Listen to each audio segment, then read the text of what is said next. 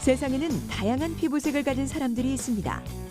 우리는 이 피부색에 따라 크게 황인종, 백인종, 흑인종으로 구분하죠.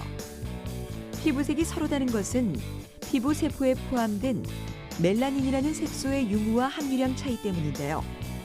멜라닌 색소가 많을수록 피부는 검은색, 적을수록 흰색에 가까워집니다.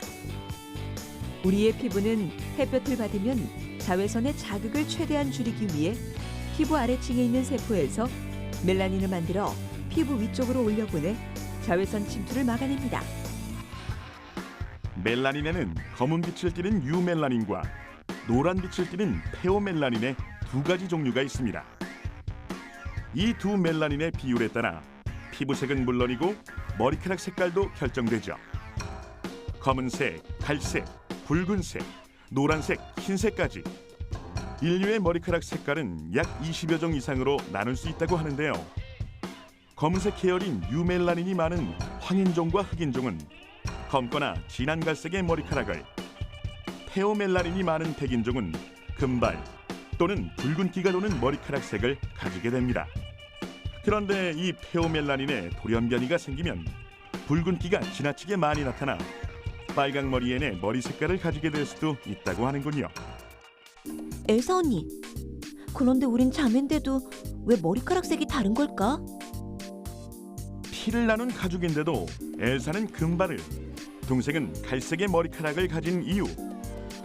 특히 여자라면 한 번쯤 꿈꿔봤을 금발에 대한 환상은 바로 유전자의 돌연변이 현상이라고 합니다. 유전체의 4개의 DNA 염기 중 하나가 돌연변이를 일으켜 거의 흰색에 가까운 금발이 나타나는 거라고 하는데요. 유전자 복제도 가능한 세상이니 곧 누구나 금발을 가질 수 있는 날이 오지 않을까 싶군요. 머리카락 색에는 또 하나의 흥미로운 사실이 숨어 있습니다. 나이가 들어감에 따라 흰머리가 생기는 것은 당연한 노화 현상이라고 여겨왔는데요. 그런데 이 흰색이 바로 머리카락의 원래 색이라는 것입니다. 다시 말해 흰색의 머리카락이 다양한 색으로 위장을 하고 있었던 것이고, 이 색소가 서서히 사라지면서 원래 색인 흰색이 드러난다는 것인데요. 대략 30에서 35세쯤 색소가 사라지기 시작하기 때문에 우리가 흔히 말하는 새치가 많이 생기는 시기가 되는 것이고요. 백인이 동양인이나 흑인보다 대략 5년 이상 빨리 시작되고, 반면 시기가 가장 늦은 인종은 흑인이라고 합니다. 유레카!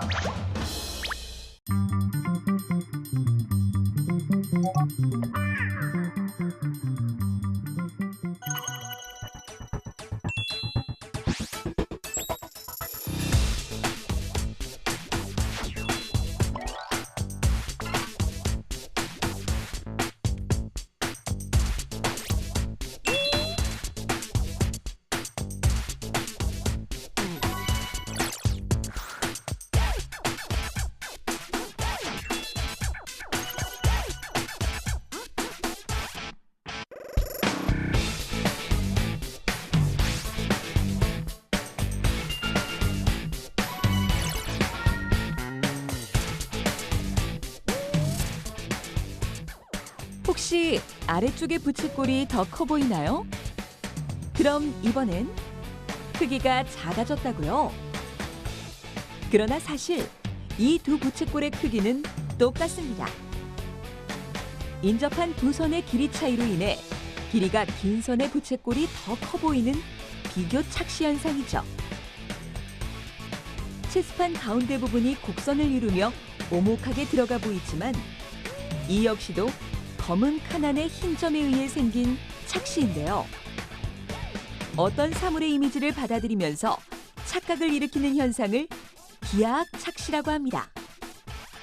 이는 일정한 모양이라도 우리가 그것을 보는 방향, 각도, 주변 환경 전체를 동시에 인지하면서 실제 모양과 다르게 받아들이는 현상으로서 같은 길이의 두 선이 주변에 있는 선들의 영향으로 길이가 다르게 보이거나 평행한 두 수직선이 사선의 영향으로 가운데 부분이 바깥쪽으로 휘거나 안쪽으로 휘어 보이기도 합니다. 이러한 기하학적 착시와 과학을 접목한 새로운 디자인 기법을 아나모픽이라고 하는데요. 특정 위치에서 볼 때는 도형과 형상이 공간에 입체적으로 연출되지만 시선을 살짝만 틀면 이미지가 파괴되고 맙니다. 사물을 바라보는 각도에 따라 달리 보이는 착시 현상을 입체감으로 표현한 예술이죠. 이 그림은 오리일까요? 토끼일까요? 두 가지 이상의 전혀 다른 이미지로 인식될 수 있는 이미지에 의한 착시입니다. 보는 이의 관점에 따라 두 사람의 얼굴로 보이기도 꽃병으로 보이기도 하고요. 서로 모순되는 원근법을 이용해 전경과 배경의 착시를 일으키기도 하죠. 이번엔 가운데 초록색 점을 노려보세요. 주변의 노랑 점들이 하나씩 사라지죠. 이런 현상을 동작 시각장애라고 하는데요. 하지만 실제로 시각에 장애가 일어나는 것은 아니고요. 움직이는 평면상에 있는 사물을 인지하지 못하는 심리적인 현상이라고 합니다. 빙글빙글. 그림이 움직이는 건지 내 눈이 이상한 건지 실제로는 움직이진 않지만 마치 움직이는 것처럼 느껴지는 가연운동 착시입니다. 다른 위치에 있는 두 자극이 정확한 시간 간격을 두고 교대로 눈에 투사될 경우 우리 눈의 수정체가 초점을 맞추기 위해 조금씩 움직이면서 마치 물체가 움직이는 것처럼 보여지죠. 그렇다면 이러한 다양한 착시는 단순히 눈에서 일어나는 착각일까요? 하지만 보는 것은 눈에서 일어나는 현상이 아니라 뇌에서 인지하는 것입니다. 각막을 통해 들어온 빛은 수정체에서 굴절돼 유리체를 통과하여 망막에 상이 맺히고 이러한 상은 시신경을 통해 뇌에 전달되죠.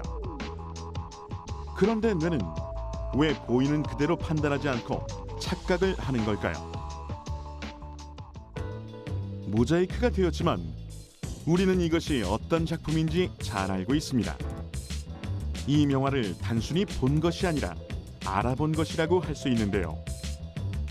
이전에 모나리자를 본 경험과 기억이 뇌에 정보로 입력되어 설령 그림이 흐릿하다고 해도 알아챌 수가 있는 것이죠. 이처럼 우리 눈은 시각 정보를 받아들이는 과정에서 대부분 성공적으로 재구성하게 되지만 가끔 시각 정보가 완전하지 못하거나 판단에 오류가 생길 때 착시가 일어나는 것으로 보고 있습니다. 유레카!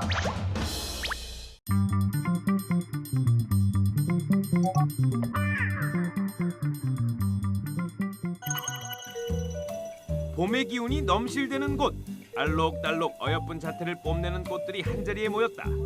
절화임에도 불구하고 마치 땅속에 뿌리를 내린 듯 그 모습이 생생한데 진짜 같은 조화와 비교해봐도 꽃잎의 탄력과 부드러운 질감은 생화의 가치를 높여준다. 놀라운 사실은 이 꽃들의 나이가 무려 3살이라는 것. 조화도 건조시킨 꽃도 아닌 절화가 어떻게 생화의 모습 그대로 3년이나 유지할 수 있는 것일까? 보존화란 그 보존 가공이라는 특수 처리를 통해서 생화와 비슷한 그 형태와 질감, 부드러운 질감을 가지고 오랫동안 꽃을 볼 수 있는 그런 꽃을 가공된 꽃을 이야기를 합니다. 생화를 마치 미라처럼 특수 가공한다는 것. 그렇다면 보존화 만드는 과정을 살펴보자. 먼저 꽃의 줄기를 약 2cm만 남기고 잘라놓는다. 처리 과정에서 꽃받침이 처지지 않도록 은박지로 싸고 무게 중심용 너트를 끼워 넣는다. 준비된 꽃을 탈수 전용액에 이틀 정도 담가 놓는다. 이 과정에서 알코올 성분 때문에 꽃잎의 탈수 및 탈색 반응이 일어난다. 이렇게 탈수 처리를 하는 이유는 꽃의 세포 내 수분을 제거하고 형태 변형을 최소화시키기 위해서라고. 다음은 보존 용액에 담그기. 글리세린과 글리콜이 주성분인 보존액 속에 꽃을 담가 놓으면 수분 대신 보존액이 식물 조직으로 흡수돼 형태를 유지할 수 있게 되는 것이다. 그리고 2단계에서 원하는 색으로 꽃잎의 염색 처리를 한다. 이런 처리 과정을 거친 보존화의 조직 고정 능력은 시간의 흐름에도 끄떡없이 그대로 유지된다.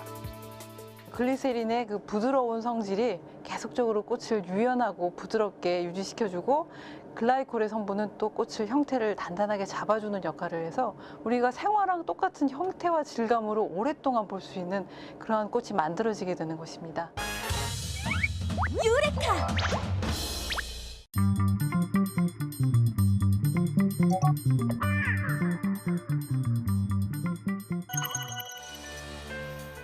침몰한 배에서 먹의 흔적이 남아있는 나무 조각이 발견됐다.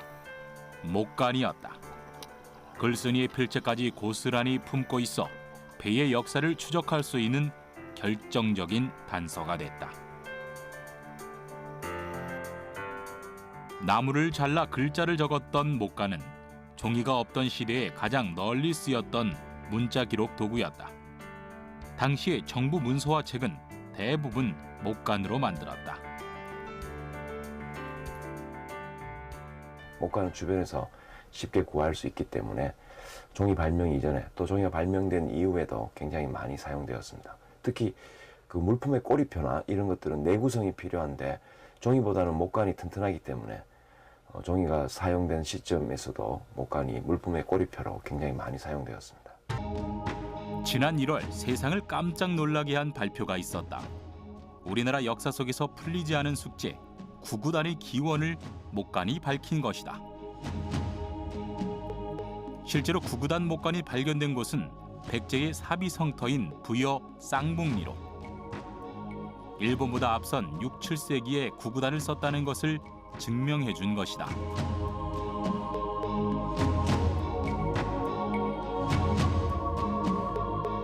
백제의 구구단 목간은 같은 숫자의 경우 점 2개를 찍어 중복을 피하고 단별로 구획을 나눠 보기 쉽게 했다.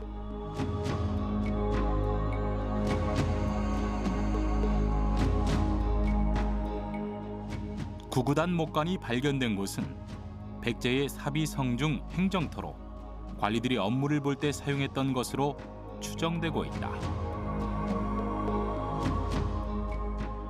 특히 그 중국과 그 일본에서 나온 구구단 목간들은 그냥 그 단을 구분하지 않고 예를 들면 9단, 8단 이런 것들을 구분하지 않고 계속 연결해서 사용한 서술을 했던 그런 구구단 목간인데요. 이 구구단 목간은 삼각형 자처럼 만들어서 9단과 8단 이렇게 단을 구분해서 나눠주고 있습니다. 또 마지막 부분들은 이렇게 손이 잡기 편하도록 이제 깎아서 약간 얇게 만들어 뒀어요. 그래서 이제 잡으면서 실제로 이제 관료가 뭔가 이제 수학적 계산들을 할 때 크게 실용적으로 도움을 받았던 그런 기능을 단순한 이제 외우는 어떤 그런 기능의 그런 기록이 아니라 이제 행정에 사용하기 위해서 사용했던 그런 목간이라는 것을 확인할 수 있게 되었습니다.